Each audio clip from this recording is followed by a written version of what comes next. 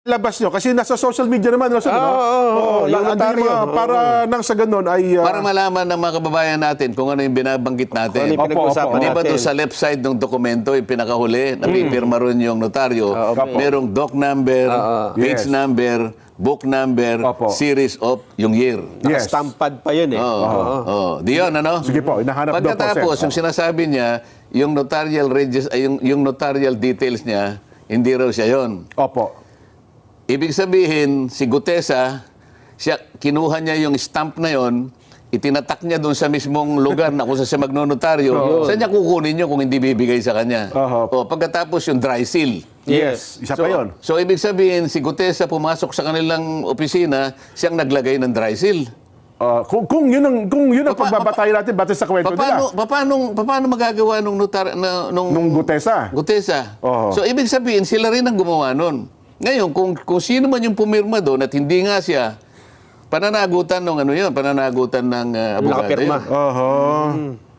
Sana mapakita para malinaw. Pwede na si Gutesa ang pumirma niyan kasi sila nang gumawa lahat eh. Ayun. Tapos May kasalanan dyan ang notarial kung sino man doon sa notarial office. Kung sino man. Bakit? Ba't mo pinayagan na mailagay lahat yung detalye na yan? Pakukuha ko yung kanyang notarial register. Pagka tumama dyan, ibig sabihin sila yung naglagay niyan. Hindi si Gutesa. Hindi ba matatamper yun, Sen? Halimbawa? Hindi matatamper yun. Tuloy-tuloy yung number niya. Kasi makikita. pagkatapos Pag ng isang buwan yan, o kung merong ganyan, i-report nila. i-report mo sa RTC na kung saan nakakuha ka ng komisyon. Ayun pala yun. Hindi po pwede. Yung mga iba dyan, naglalagay sila ng, yung mga gustong kumita, meron silang iniiwan na espasyo para yung ganong gusto magpanotaryo, nagkataon na sa araw, sa ganong klaseng panahon, kailangan, naglalagay sila doon. Post-dated, parang gano'n. Yung mga ganon. Undated. Lalo na, alimbawa, yung mga 2 years na ganyan, nahanap ng ganyan. Ng puwang. Ay, ngayon, mahigpit ngayon. Kaya, i-report mo yung notarial register mo, makikita mo tuloy-tuloy yan. Opo. Pasasabihin ako, yung notarial register ng abogada na yan. Opo. Ibig sabihin, tatama doon sa ginawa nila. Notarial register na ibig sabihin, nakuha ni Gutesa yung kanilang notarial register. Imposible yun. Pero nakatago pati doon. yung mga numero, Makapal na libro, journal yun eh. Opo. I-assume natin na alam niya kung saan niya kukunin yung number. Siya yung naglagay, ano?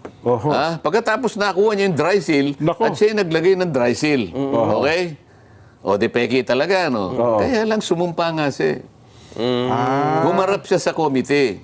Pagkatapos, binasa niya yung kanyang sworn statement. At pagkatapos nun, in-interpellate siya. Oo, pinagtatanong pa po siya doon. Buong bansa ang nakikinig. Parang, ang ibig lang sabihin nun, nawala na, kay notaryo wala. So hindi. Doon na napunta eh. So Kaya yung curative effect nung nandun na yun. Kaya wag mo sasabihin na nawalan ng visa yung... Kung halimbawa, private document lang, halimbawa, deed of sale, baka sakaling maniwala ako. Hindi naman na subject sa ano yun eh. Ito merong committee eh.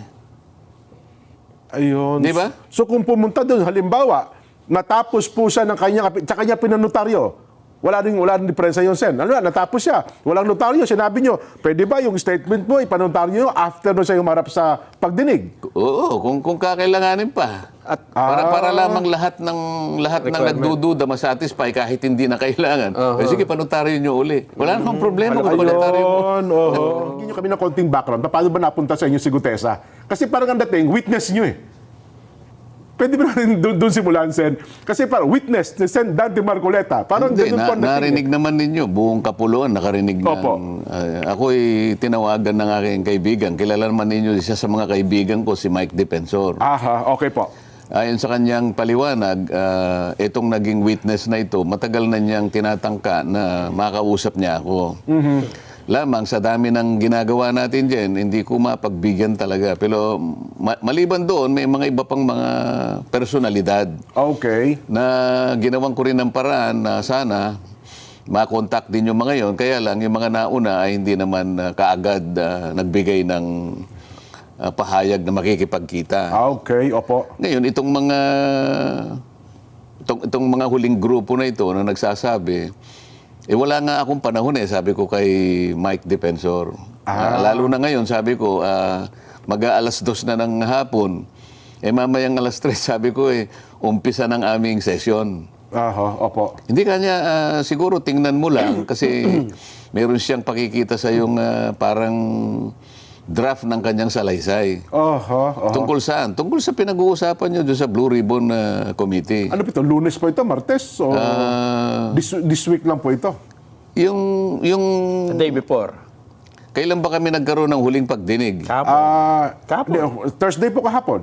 Kahapon. Yun po yung mula alas 9. Di Miyerkules yun. So Wednesday, a day before. Oo, kasi Ayan. sabi ko, sige, nasaan ba kayo? Hindi, sabihin mo kung saan ka malapit para, hindi, andito ako sa Senado, merong lugar dyan yung Seascape. Alam ko yun, sabi niya. Kasi yun, 5 minuto lang. Mula sa Senate. Mula sa Senado. Kaya, siyempre, yung convenience ko naman ang aking inaalala, para makabalik ka agad ako. Opo. So, tiningnan ko yung, meron nga silang isang draft na pinakita sa akin.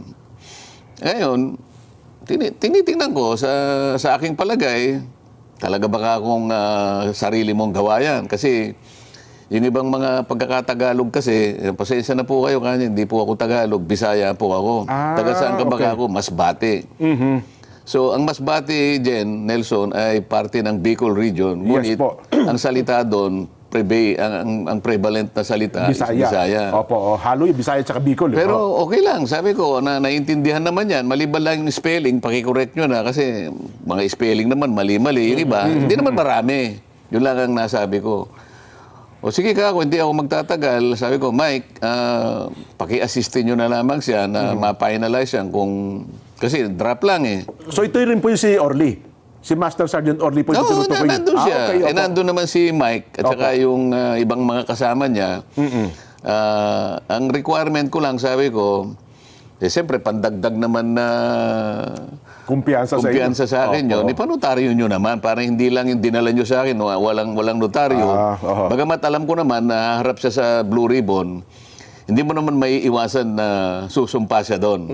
At pagkasumpa niya, pababasa ko talaga yung nilalaman ng kanyang salaysay. Opo. At mula doon, pagtatatanungin na siya ng miyembro ng komite. Sakto yun. Malinaw yun. Pero yung para sa akin lang na sa pansarili kong kagustuhan, yung pagbigyan niya sa akin, notaryado. Ayun. Para makatiyak kayo. Para makatiyak ko kasi siguro nung iwanan ko sila, mga 2:30 na siguro yon. Opo. May panahon pa naman silang kumuha o humanap ng magnunotaryo. Umalis na ako noon. At sabi ko, bago ko umalis, sige, kung talagang buo sa loob mo at talaga namang gusto mong ihayag yan sa publiko, bukas ka ako, ang oras ay alas 9 ng umaga. Siguro 8:30 para nandun ka na para makasiguro kang makapasok ka sa tamang oras. Yun po yung Webes. Yung Webes yun, oo. Okay, opo. So, yun ang pinagtapusan. Ngayon, kung darating siya, di okay. Kung hindi siya darating, okay din sa Hindi akin. nyo rin expect na pupunta. Abay, sinabi ko nga, kung talagang buo sa loob mo, di ba? Opo. Kung buo sa loob mo at tapat ka sa hangarin mo na mailahad mo yan, kasi nakalagay doon, ito po para sa bayan na lang, sabi niya Binasa ko naman O di, sa akin, kung darating ka, okay. Kung di ka dumating, wala namang nawala sa akin. Diba? Dumating. Ayun. Tapos, pagdarating niya sa akin, ilang bang kopya ang dala mo? Opo. Meron po ako ritong 5 kopya. Ito pong 4, sabi niya, ay original. Opo. Okay? Asan ka ako yung hindi original? Ito pong huli. Binigay ko sa kanya yung huli. Yung Xerox copy, kinuha ko yung 4 na original. Kasi, ang balak ko, kaya kinuha ko yung 4, pagka-introduce ko sa kanya, bibigyan ko na ng kopya yung chairman, si Senator Lacson. Ping Lacson. At saka yung si Senator SP Soto. At yung iba, siguro kung sino yung katabi ko, tsaka ako, 4. Opo. Kasi babasa ko na sa kanya Para lahat kami, meron kaming kopya, lalong-lalo na yung chairman at saka yung Senate President. Ganun na nangyari. Ngayon, ang sabi nila ngayon, nabasa ko rin sa dyaryo para bang kinotes ko daw yung... Kasi, kaya ko lang na binanggit na, teka muna, dahan-dahan kang magbasa. Ayun, opo. Dahan-dahan kang magbasa. Kung ano yung nakasulat, Yun Huwag mong lalaktaw. Parang kasi meron kang hindi nababasa. Oo. Alam din ni Senator Lacson yun dahil may kopya siya eh. Kasi doon sa pinakagitnang bahagi, meron siyang isang linya na hindi nabasa. Yung panapos ng papel, yung sa ilalim. Kinapos. Merong nalalaktawan doon eh. Kinapos. kaya pala sabi niya- Hindi ko naman alam na ganun yung binabasa niya. Ngayon, yung binabasa ko yung kompleto. Bakit hindi niya binasa yung last line? Ipinalampas ko muna yon, baka magkamali. Tapos nung dumating na naman sa pangalawang pahina, Meron na nilaktawan niya na naman yung dalawang pahina, ay yung dalawang linya. Teka muna nga ako. Basahin mo ng maigi. Opo, oho. Oh. Alam ni Senator Lacson at saka ni Senator Soto at saka Na may yung hawak katabi din ko, ng kopya, oh. siguro si Senator Win, kasi may hawak kami binabasa. Oho. Sinusundan namin yung binabasa niya. Di ba? Opo. Lumalabas kasi sa social media. Sabi niya, sumagot siya, kasi po ito pong kopya ko, may putol yung sa baba. Ayun yung Xerox Kaya copy. ginawa ko, yung binigay niya sa akin, binigay ko sa kanya. Oho. Kanyang galing lahat yun, hindi naman akin yun eh. So yun po yung Xerox copy. Siguro pagkaka-Xerox. Oo, naputol yung gabi. baka ganun nangyari. Oo. Kaya ang ginawa ko, ako na nagsabi, yan, pagpalit muna tayo. Oho. Makita ko nga naman, putol yung... Oho. So lumalabas sinasabi nila ngayon, kino-coach ko na naman. Ayun po, saan ang lumalabas sa social media, TikTok, halos lahat, na lumalabas na kino-coach nyo raw yung itong si Hindi po, Master Sergeant yun Gutesa. pong binigay niya sa aking 4 na original, kinuha ko po yon sapagkat ang bala ko, yung isa, ibibigay ko kagad kay Senator Lacson na siya yung chairman. Yung isa naman, bibigay ko kay Senator Soto, siya yung Senate President. At kung sino yung katabi ko, bibigyan ko. Opo. At saka yung isa, para sa akin. Para pag binabasa na po niya, yung kanyang statement, nasusundan po namin. Ayun, opo. Kaya alam po ni Senator Soto ang sinasabi ko, na meron po siyang nalaktawan na isang linya nung una, pagkatapos yung pangalawa, 2 linya na po, hindi niya binabasa. Sayang naman. Kasi kung i-coach nyo, ang una magre-react yung may hawak ng affidavit. Oo. Di ba? Kasi Ayun. alam po nila na hindi niya nabasa yung di sana sinansala ako ni alam niya. At sabi ko dahan-dahan ka. Dahan-dahan ka. Sabi ko, you have all the time, sabi ko pa. Para sa ganun, walang nalalaktawan. Yung binabasa pala niya, may kulang pala sa gitna. Mayroon ho bang question? Halimbawa, binabasa niya, bukod doon sa affidavit niya, ay iba ang nababasa niya doon sa kanyang... Hindi matutuloy doon sa pangalawang kasi Ayun, 2 may linya yung kulang. nawawala eh. Nawawala. Paano kung recording yun? Hindi mare-record yung sinasabi. Tsaka po yun, nakarecord Kasi sa magitan ng script. iba yung recorded eh. Yes, po. Kaya ang gusto ko, kung ano yung binabasa niya, Yun maski din sa yung record, ganun din. Yes. So, Kasi ngayon, kahit babalikan mo yun, talagang may puto. Mapapakita ko talaga eh. Putol talaga eh. So, yun Ganun pala yun. nangyari. O yun ang una. Yes. O ano pa yung isang may kinalaman dyan? Yung notaryo. Yung notaryo. yes. O ganito. Yung si Orly ba? Opo, Orly Gutesa. Si Orly Gutesa, siya mismo pumunta doon sa ano Notary pangalan? public. Binalikan niya eh kasi nagkamali po yung pagkaka-type yung pong December 6, 2025. Hindi po 25, 24 kaya binalikan ko po kanya. Ang ginawa po nila, kinurek lang nila tapos pinapirma sa akin. Doon sa mismong notaryo. O sige. Kaya alam ko na pumunta siya dahil nga sinabi pa niya na meron pong mali dito para siguro korekin din yung record na iniwan niya kasi kukuha ng kopya yung notaryo eh. Yes po, oo. Ngayon, pag-usapan natin na sinasabi ng abogada na nagnotaryo na hindi niya pirma yon. Yung nakapangalan mismo mo doon. O sige, sabihin na natin na maring hindi niya pirma, no? Granting na hindi niya pirma.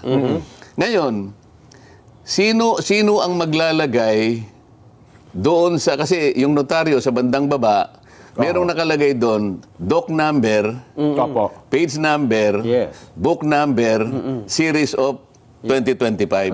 Paano niya makikita yung notarial register ng abogadong nagnotarya? Makikita mo niya anong doc number may ilalagay niyo, anong number? Yung page number ng notaryo, alam niya? May papakita ba siya sa TV direct? Kasi meron nga yan, lumabas sa social media. Ilabas niyo yung pinakahuli Oo, para ma-explain malaman natin ang pinag-uusapan natin.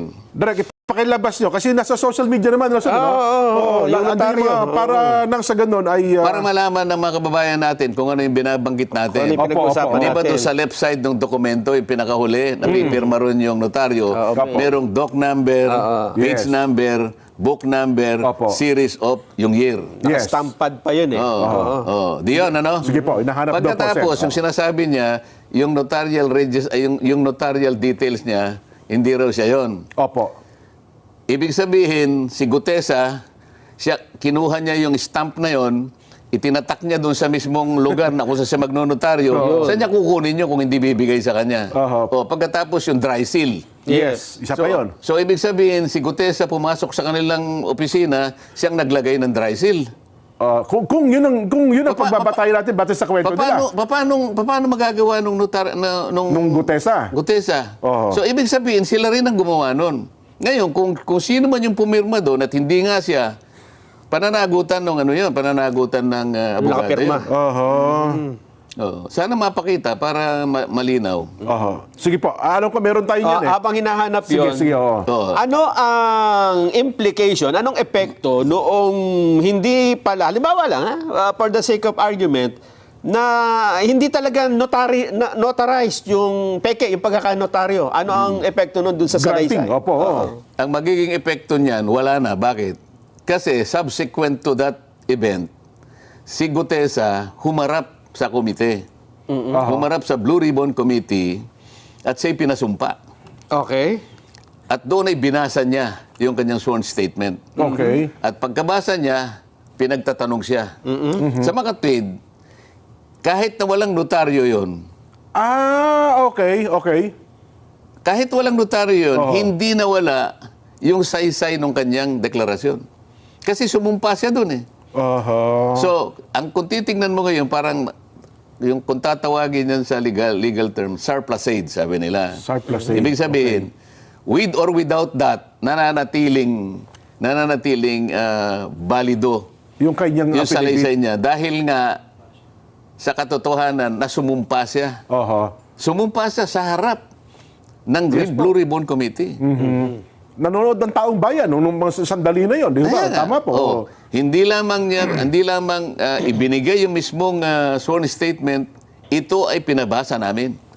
Kaya nga sinasabi ko nga sa inyo kanina pa, kailangan walang malaktawan. Ayun. Sinusundan namin yung pagbabasa ng kanyang statement eh. Dahil recorded yun.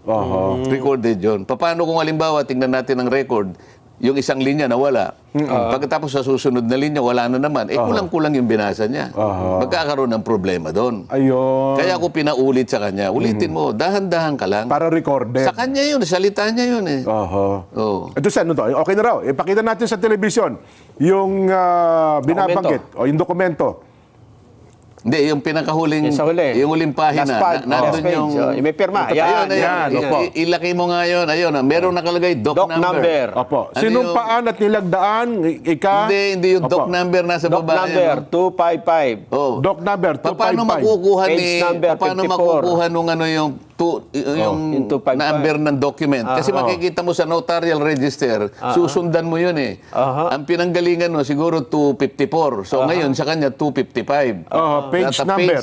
Page 58 sabi niya yata. Book number. Ano ba yun? Hindi ko po maintindihan. Parang letter V. Saan kukunin ni Gutesa yan? Gutesa. So, ang nag-provide yan, yung notarial staff, kung sino man yun, kung wala man yung abogado, may sekretarya siya, at saka yung sinasabi ko sa yung stamp na yun, yung kulay asul. Yun ang detalye ng notarial commission niya. Ibig sabihin, si Gutesa, nakuha niya yung stamp na yun, siya mismo nag-stamp na gano'n, at nakuha niya yung doc number, nakuha niya yung page number, nakuha niya yung book number. Pagkatapos, dyan sa mismong lugar ng detalye na yan, meron dry seal yan. Or yung dry seal. Nakita niyo may dry seal? May dry seal. So, sa mga tweet, pati dry seal, nakuha ni Duterte. Paano niya mapapasok yung opisina?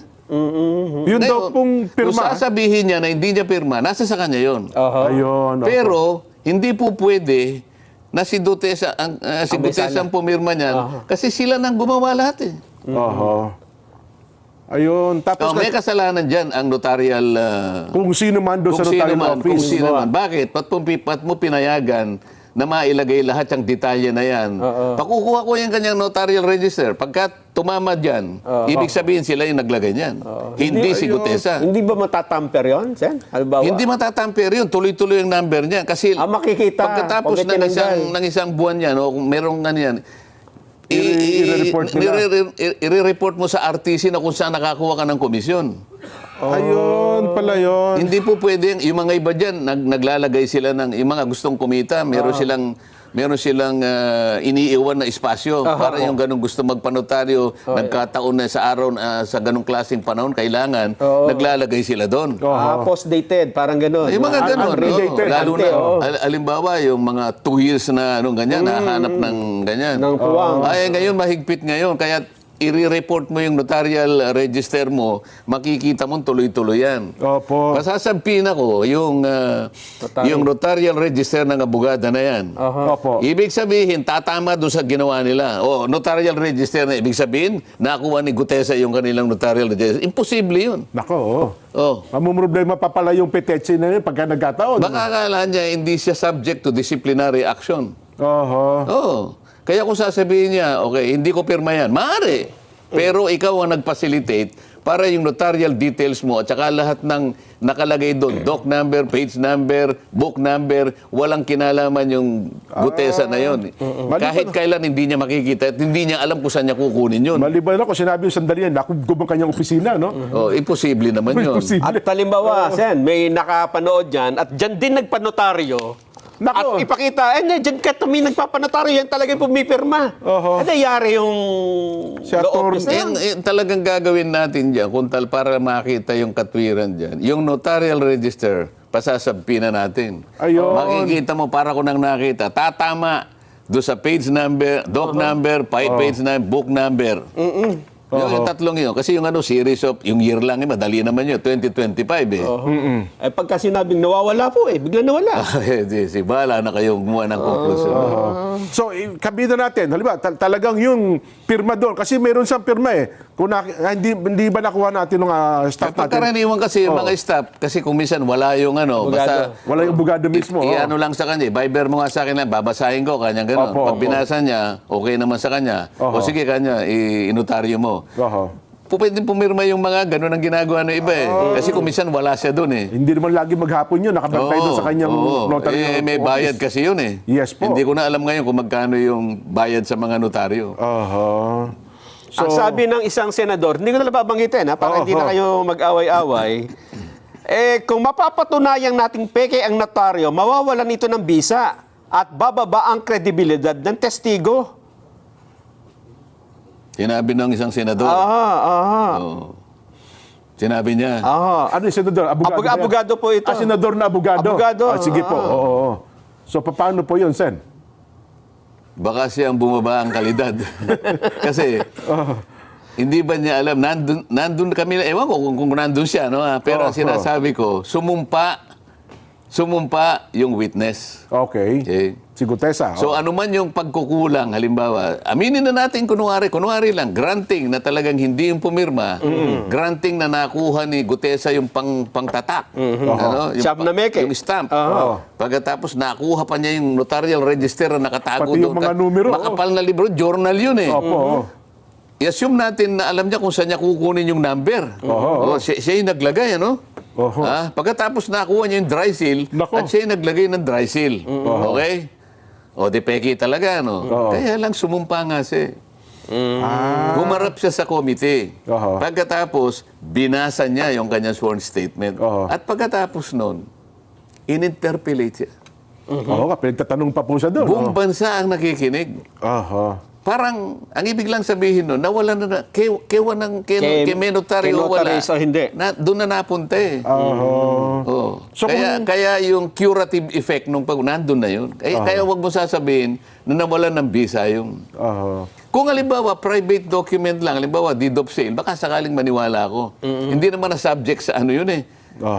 Ito merong committee eh. Ayun. Di ba? So kung pumunta doon, halimbawa, natapos po siya ng kanya pinanotaryo. Natapos po siya ng kanya pinanotaryo.